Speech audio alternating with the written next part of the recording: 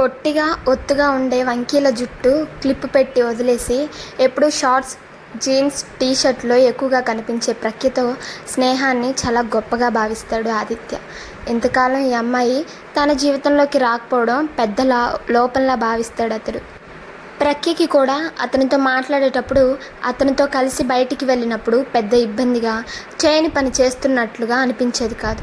ఎలాంటి జంకు భంకు లేని ఆమె స్వభావం చిత్రంగా అనిపిస్తుంది ఆదిత్యకి. అతనికి మాత్రం ఆమె పక్కన ఉంటే ఏదో కొత్త లోకంలో ఉన్నట్లు ఉంటుంది.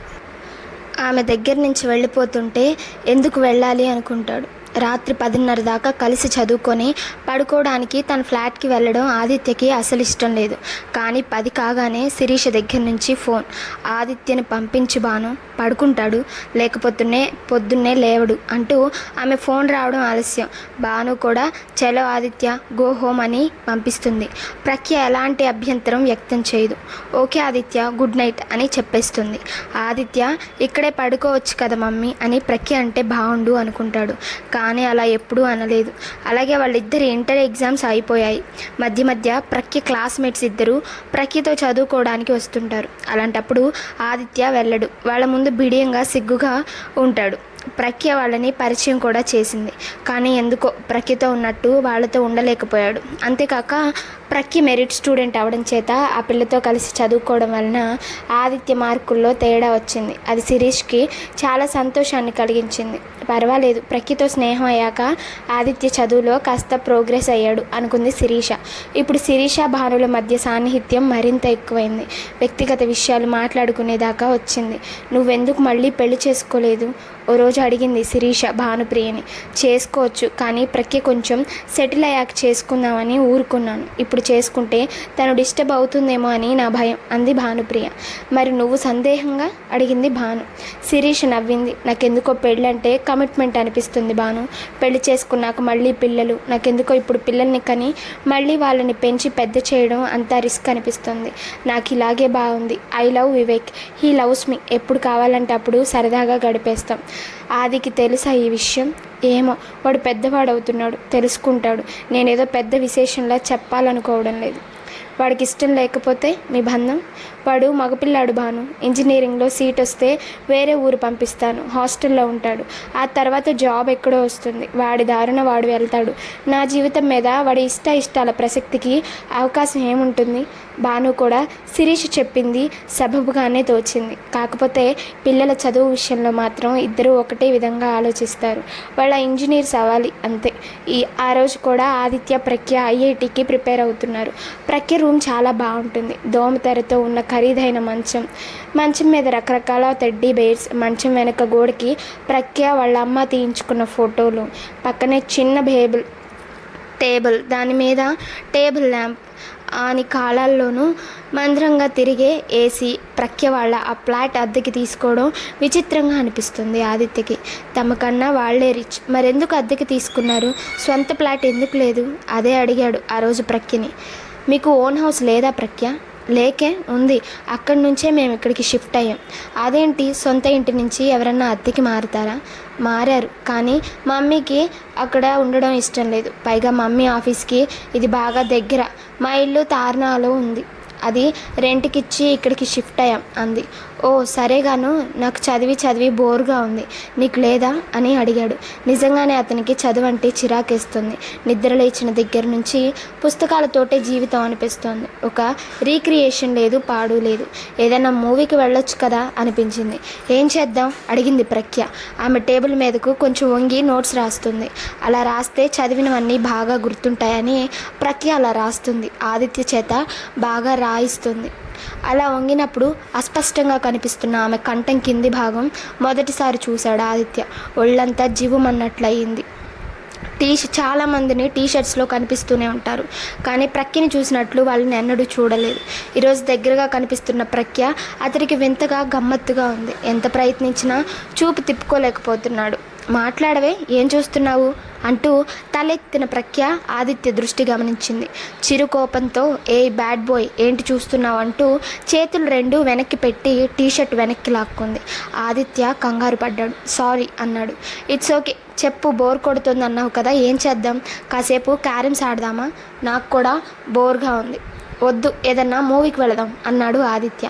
మూవీనా? ఇప్పుడా? మమ్మీ చంపేస్తుంది. ఆంటీ కూడా. ఓ పని చేద్దాం, నా దగ్గర డీవీడీలు ఉన్నాయి, ప్లే చేస్తా. ఓకే. మమ్మీ రాగానే ఆప్ చేయొచ్చు. ఓకే. ఏం సినిమాలు ఉన్నాయి? హుషారుగా అంగీకరించాడు. చూద్దాంరా అంటూ టేబుల్ ముందు నుంచి లేచి హాల్లోకి నడిచింది.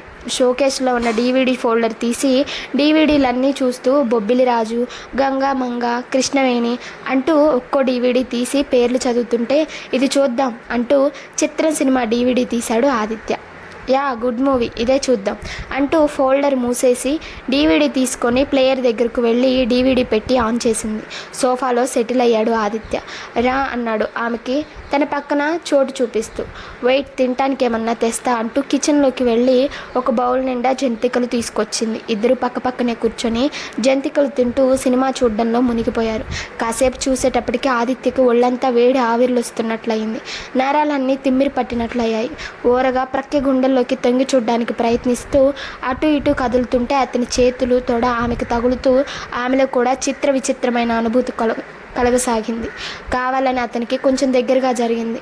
ఆ అవకాశం ఆదిత్యలో హుషారుని, సాహసాన్ని కలుగజేసింది. నెమ్మదిగా ఆమె చేతి మీద చేయి వేశాడు. అంటూ చేయి తోసేసింది ప్రఖ్య. ఆదిత్యకి కొంచెం భయం వేసింది. కొంచెం ఎడంగా జరిగాడు. అతని చేయి తన చేతి మీద పడగానే ప్రఖ్యకు ఒళ్ళంతా జీవమంది. గుండెల్లో చిన్న చిన్న మువ్వులు కుప్పగా పోసినట్లు అనిపించింది. ఆ స్పర్శ తీయగా హాయిగా ఉంది.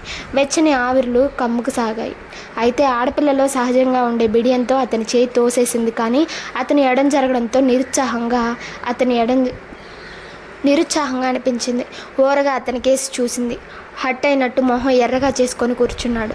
వాళ్ళ వయసు, వాళ్ళ మానసిక స్థితి, వాళ్ళు చూస్తున్న సినిమా, ఆ ఏకాంతం వాళ్ళిద్దరినీ స్నేహపు సరిహద్దు నుంచి అవతలికి విసిరేసినట్లు వాళ్ళు శృంగార సామ్రాజ్యం వైపు విశృంఖలంగా ప్రయాణించడానికి ఆయుత్తం కాసాగారు. ఇంతకాలం ఎలాంటి వికారాలు లేకుండా సాగిన మంచి స్నేహంలో ఇప్పుడు కామ ప్రకంపనలు రేగాయి. కేవలం స్త్రీ పురుషుల మధ్య ఏర్పడే కెమిస్ట్రీకి నాంది పడింది. ఎంత గొప్పవాళ్ళైనా స్త్రీ పురుషుల మధ్య స్నేహంలా ఎన్నడూ ఉండడు. అది ఒక అడుగు ముందుకేసి హద్దులు దాటితేనే వాళ్ళు స్త్రీ పురుషులు అవుతారేమో. టీనేజ్లో ఉన్నారు. ఇద్దరి మధ్య సాన్నిహిత్యం ఉంది, ఒక అవగాహన ఉంది, ఒకళ్ళ మీద ఇంకొకరికి ఇష్టం ఉంది. ఆ ఇష్టం స్నేహం వరక ఇంకా ఏదన్నానా అని ఆలోచించే అవకాశం కానీ అవసరం కానీ వాళ్ళకి రాలేదు. అందుచేత దాదాపు 8 నెలల నుంచి కలిగిన సాన్నిహిత్యం చాలు వాళ్ళ మధ్య కెమిస్ట్రీ కుదరడానికి. ఆదిత్యకి తోటి మనిషి, అది ఆడైనా మగైనా స్పర్శ కావాలి. ఆ స్పర్శలో ఆత్మీయత కావాలి. అందుకే అతను ఆమెను తాకడానికి సందేహించలేదు. అయితే తను తాకింది అమ్మాయి శరీరాన్ని. ఆ అమ్మాయి తనకెంతో ఇష్టమైన అమ్మాయి. అప్పుడే అమ్మాయిలో అందాలు గమనించిన అనుభూతి గుండెల్లో తాజాగా తీయని తలుపుల్ని రేపుతుంది. ఆ అమ్మాయి శరీరం తాలూకు స్పందనలు మధురానుభూతుల్ని కలిగిస్తున్నాయి. మనసుకి, దృష్టికి కూడా మైకం కలిగి ఆ మైకంలో పరిసరాలను, సమస్త ప్రపంచాన్ని మర్చిపోయాడు. ఆ క్షణం ఒకానొక మధుర క్షణం. వాళ్ళ క్షణంలో ఒక అడుగు ముందుకు పడి 3 ముద్దులు 6 కౌగిలింతల దాకా రావడానికి దోహదం చేసింది. ఇప్పుడు ఇద్దరికీ ఏమీ తెలియడం లేదు. వారి వారి శారీరక స్పర్శలో కలుగుతున్న అనేక రకాల రసానుభూతిలో నిలువెల్లా తడిమేస్తున్నాడు ఆదిత్య. అక్కడ ఓ సోఫాలో మరే టీనేజ్ లవ్ స్టోరీకి ముహూర్తం కుదిరింది. ఆ క్షణంలో కరెంటు మళ్ళీ వచ్చింది. లైట్లు వెలుగుతున్నాయని స్పృహ కూడా లేకుండా ఒకళ్ళనొకళ్ళు అల్లుకుపోతున్నారు. పరస్పరాలింగాన మధురానుభూతుల్లో ఇద్దరికి కాలం తెలియడం లేదు. సడన్గా కాలింగ్ బెల్ వినిపించింది. ప్రఖ్య ఉలిక్కిపడి అతనికి దూరం జరిగింది. ఆదిత్య కూడా ఒక్కసారిగా తగ్గిపోయిన ఆవేశంతో నీరసంగా లేచాడు సోఫాలోంచి. క్లిప్పు పడిపోయి జుట్టంతా వీపును ఆక్రమించింది. సోఫా మీద ఉన్న కుషన్స్ చెల్లా చెదురుగా కింద పడ్డాయి. ఆదిత్య క్రాప్ బాగా చెరిగిపోయింది. క్రాప్ సరిచేసుకొని కింద పడిన కుషన్స్ తీసి సరిగ్గా పెట్టేశాడు. కింద పడిన క్లిప్ తీసుకొని జుట్టుకు పెట్టుకుంది. టీషర్ట్స్ బటన్స్ పెట్టుకుంది. స్కర్ట్స్ సర్దుకొని ఆదిత్యను మత్తుగా చూస్తూ అంది. ఆ డీవీడీ ఆఫ్ చేయి, నేను డోర్ తీస్తాను, మమ్మీ వచ్చింది. వెరీ బ్యాడ్, మనం ఇంకా ఎంజాయ్ చేయాలి, ఇంకేదో ఉంది అన్నాడు సోఫాలోంచి లేచి ఆమె దగ్గరగా నడుస్తూ. మమ్మీ వచ్చింది, పళ్ళు బిగున అంటూ డోర్ దగ్గరకు వెళ్ళింది ప్రఖ్య. గతి లేదన్నట్టు నీరసంగా రిమోట్తో డీవీడీ ప్లేయర్ ఆఫ్ చేశాడు ఆదిత్య. లోపలికి వచ్చిన భాను హాయ్ గాయ్స్ అంటూ ఇద్దరిని పలకరించి బ్యాగ్ సోఫాలో పడేసి బాత్రూమ్ వైపు వెళ్ళిపోయింది. ఇద్దరు చూపులు కలుసుకున్నాయి. వెంటనే ఇద్దరు చూపులు కిందికి వాలిపోయాయి. వాళ్ళని భానుప్రియ సరిగా గమనించలేదు. గమనించి ఉంటే అక్కడ అప్పటిదాకా ఏం జరిగిందో ఆమె ఇట్టే చెప్పేయగలదు.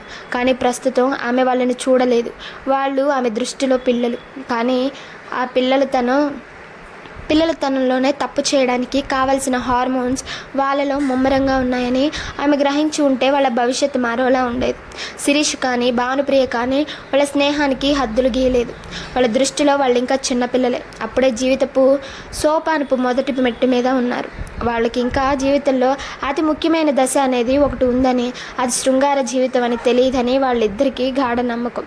వాళ్లే కాదు, ప్రతి తల్లిదండ్రి కూడా అలాగే భావిస్తారు. అందుకే ఊహించని తప్పులు జరిగిపోతుంటాయి. సరిగ్గా అదే తప్పు జరగడానికి నాంది ఏర్పడిన ఆ క్షణం. ఆ పిల్లలిద్దరికీ వాళ్ళ శరీరంలో వాళ్ళకే తెలియని కొత్త అనుభూతులు ఉన్నాయని, అణువుని చల్లబరుచుకోవాలంటే ఒకరి రాపిడి మరొకరికి కావాలని, దాని పేరు ఆలింగనం అని, ఆ ఆలింగనమే అనేక రకాల అనుభూతులకు నాంది అని తెలిసిన క్షణం. ఆ రోజు భాను రాక వారి ఆనందానికి ఆనకట్టు వేయకపోయి ఉంటే ఏం జరిగేదో కానీ, ఆ రోజు నుంచి ఏమాత్రం అవకాశం దొరికినా వాళ్ళు వృధా చేయడం లేదు. అసంకల్పిత ప్రతీకార చర్యల ఒకరినొకరు దగ్గరవడం, ముద్దులు, కౌగిలింతలు, ఇంకా ఏదో కావాలన్న తపన ప్రఖ్యలో, ఆమె నీకేందో చేయాలన్న ఆరాటం ఆదిత్యలో బుసకొడుతూనే ఉన్నాయి. ఒకరోజు అంది ప్రఖ్య. ఆ రోజు కాలేజీ అవగానే ఇద్దరు పార్కుకు వెళ్ళారు. దగ్గరగా కూర్చున్నారు. ఒకరి చేయి మరొకళ్ళు పట్టుకొని నలిపేస్తూ మరింత దగ్గరగా జరుగుతూ మధ్య మధ్య ఎవరూ తమను చూడట్లేదని నిర్ధారించుకొని ముద్దులు పెట్టుకుంటూ కూర్చున్నారు. ఆదిత్యకి బాగా దగ్గరగా జరిగి హత్తుకుంటుంది ప్రఖ్య. చీపో, నేను వెళ్తున్నాను. చటుక్కున లేచి గిరుక్కున వెనక్కి తిరిగి పరిగెత్తింది. ఆదిత్య ఏ ప్రఖ్య ఆగు అంటూ వెనకాలే వెళ్ళి ఆపేశాడు. ఎలా వెళ్తావు, నడిచా అడిగాడు వెనక నుంచి జడ పట్టుకొని ఆపుతూ. నీవన్నీ పిచ్చి మాటలు మాట్లాడుతున్నావు, బొంగమూతితో అంది ప్రఖ్య. ఈ మాటలు మాట్లాడుకోవడానికేగా మనం పార్కుకు వచ్చాం. అయితే ఏం నీకు బాగోలేదా నేను అలా మాట్లాడుతుంటే? ప్రఖ్య మాట్లాడలేదు. చెప్పు, బాగాలేదా రెట్టించాడు. నేను చెప్పను, పద వెళ్ళిపోదాం, బండి తీసుకురా అంది. నేను చెప్పు, బాగుందా లేదా? చాలా బాగుంది. అందుకే చెప్తాను ఆ కబుర్లు, ఉండు, బండి తెస్తానంటూ పార్కింగ్ ప్లేస్కి వెళ్ళిపోయాడు ఆదిత్య. ముసిముసి నవ్వులు నవ్వుకుంటూ ప్రఖ్య అతని కోసం ఎదురు చూస్తూ అక్కడే నిలబడిపోయింది. ఆ రోజు ఆదిత్య బాల్కనీలో కూర్చొని చదువుకుంటున్నాడు. నిజానికి చదువుకోవడానికి ప్రయత్నిస్తున్నాడనాలి. పుస్తకం చేతిలో ఉంది. కళ్ళు పుస్తకంలోని పాఠం మీద ఉన్నాయి. కానీ మనసంతా గందరగోళంగా ఉంది. ఏదో కావాలన్న ఆరాటం, ఏదో చేయాలన్న తపన, ఏం చేయాలో తెలియని అయోమయం, ఏం చేయలేకపోతున్నానన్న నిస్సహాయత. మెదడు స్టోర్ రూమ్లా ఉంది. పనికి నాని సామానంతా అడ్డదిడ్డంగా పడేసినట్టు, తలా తోక లేని ఆలోచనలు పిచ్చి పిచ్చిగా మెదడులో రోద చేస్తున్నాయి. దెయ్యాలన్నీ కలిసి మూకుమ్మడిగా వికృతమైన నృత్యాలు చేస్తున్నట్లుగా ఉంది. గందరగోళంగా ఉంది. ఐఐటి పరీక్షలు దగ్గరకు వస్తున్నాయి. ఇద్దరు కూడా ఐఐటి ఎంసెట్ రెండింటికి ప్రిపేర్ అవుతున్నారు. ఒక వంక పరీక్షలు వస్తున్నాయి. టెన్షన్, మరో పక్క కాంక్షతో రగిలిపోతున్న శరీరం. ఆలోచనల నిండా ప్రఖ్య నిండిపోయి ఉంది. ఇప్పుడు ప్రఖ్య ఎప్పటిలా మంచి స్నేహితురాలు కాదు, కేవలం అందమైన ఆడపిల్లలా కనిపిస్తోంది. ఎదుగుతున్న గుండెలు, పొంకం సంతరించుకుంటున్న అవయవాలు అరవిరిసిన గులాబీలా అద్భుతంగా అనిపిస్తుంది. ఆమె అనుమానము స్పృశించాలని, ఆమెని నలిపేయాలని అనిపిస్తుంది. ప్రఖ్య కూడా అతనికి సహకరించడంలో, అతనికి కొత్త ఆలోచనలకు, భావాలకు ఆమె ప్రోత్సహిస్తున్నట్టుగా తనే చేతకాని వాడిలా అనిపిస్తోంది. ఆదిత్యకి ఇప్పుడు తనకి మార్గం చూపించే మార్గదర్శి ఒక్క వివేక్ మాత్రమే అనిపిస్తోంది. అతనికి తెలుసు, వివేక్ వస్తే శిరీష పురివిప్పిన మయూరం అవుతుంది. తన ముందు పులిలా కనిపించే అమ్మ వివేక్ సమక్షంలో నెమలి ఎందుకు అవుతుందో ఇప్పుడిప్పుడే అర్థమవుతుంది. వాళ్ళిద్దరి మధ్య స్నేహం కాక మరేదో ఉందని తెలుసు. తనకి అమ్మకి మధ్యలో అతను ఉండడం జీర్ణించుకోలేక అతని మీద అకారణ ద్వేషం పెంచుకున్నాడు. అతని ఇంటికి రాగానే ఆదిత్య మొహం ముడుచుకుపోతుంది.